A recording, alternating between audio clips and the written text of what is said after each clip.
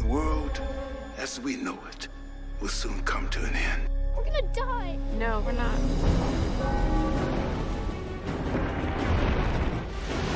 The moment we stop fighting for each other, that's the moment that we lose our humanity. Daddy! Hang on, baby, hang on!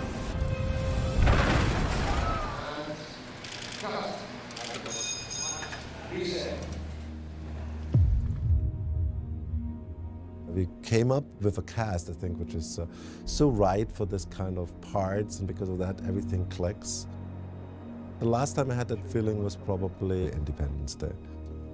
I always have this kind of rule. I think 80% of your directing is the right cast. So it's only 20% actually I have to worry about.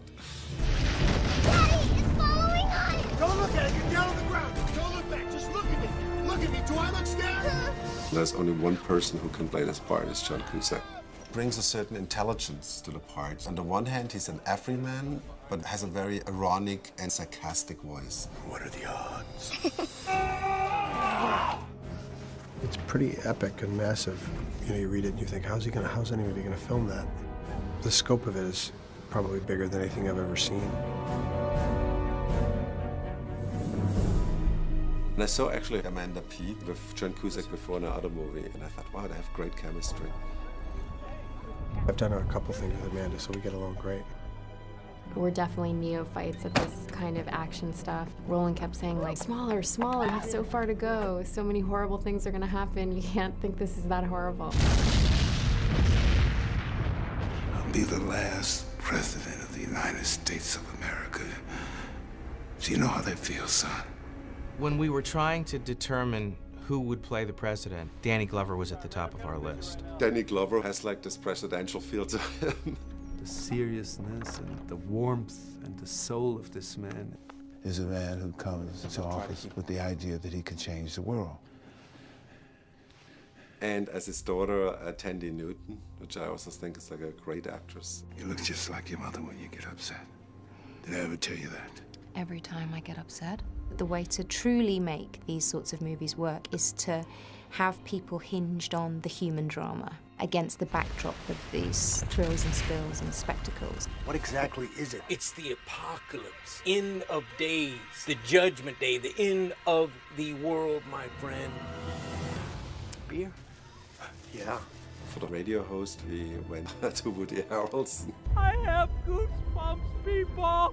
There was like kind of a very short list, but on the top was Woody Harrelson. Washington, D.C.!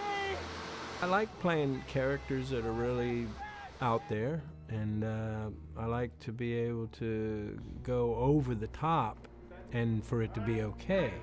In this case, there just seemed to be no top to go over. Oh, baby! Bring it on! I thought we'd have more time. Mark Gordon, had worked with Chiwetel Ejiofor. I checked out all his movies, and I cannot just fell in love with him. And mainly because he feels honorable. He's just got that charisma, he's beautiful, you want to put your faith in him. Anheuser, we have to stop this madness. I think Roland's right that when he says that the casting has been very strong, and I think everybody has really brought a lot to these characters. Opposite of him is Oliver Platt, and there was a great combination, these two. Was it decided that people have the right to fight for their lives best way they can? Just want to tell everyone they're doomed? There'd be anarchy. Our mission is to assure the continuity of our species. You're only as good as the actors that you're on screen with, and that's been just one of the best parts of the whole project is getting to know Chiwetel and working with him. It's easy to kind of plug your character into a certain stock type, and what you want to do is resist that and make them real. Don't you dare touch that! Are you out of your mind? Got it. Reset, well done, folks. All these actors are not normal in these movies, which I always tend to do. I always try to get actors which feel fresh for the genre. 1, 2, 3. These are consummate actors. They make it so much more enjoyable for the audience to see what's going on, because if they're not engaged in the human story, then all the visual effects and all the special effects and all the spectacle in the world doesn't mean a damn thing if you're not engaged in the emotional journey of the characters. When these actors come on the set, they tend to be a little bit nervous, you know, because they don't know how this all will work. I always like to say, we will react to you with the visual effects. You know, it's your timing which drives everything. First time I've done it, and it's fascinating. I think once you get used to it and kind of just give into it and enjoy it, it's pretty fun. No! Hold on!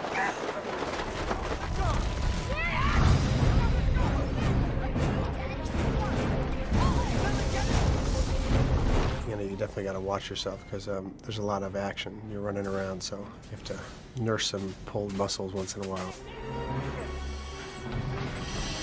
Obviously, there's a lot of stuff that isn't real, and we're having, as actors, to pretend that it's there, but then there are those days where it really is there. 2, 1, action!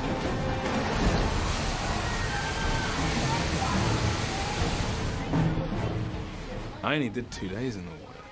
So, for me, it was okay. But I know that some of the other guys had a long time in the tanks. It's fun for about 5 minutes, and then it just takes a really steep dive into total misery.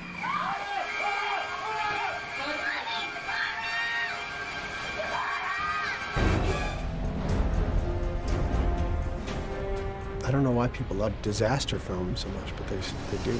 Maybe it's the same psychology as like horror films. It's just like if people can visualize the worst thing happening, it's some sort of release of their fears.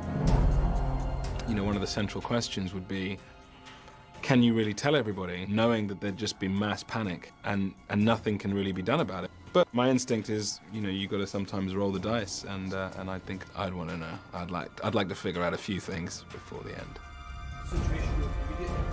I think everybody's different. Some people would want to know, but I'm a terrible warrior, so God knows it would. I don't think I'd want to know about it. An interesting question. Like, who would you call, or what would your last thing you do? I mean, it's the end of the world.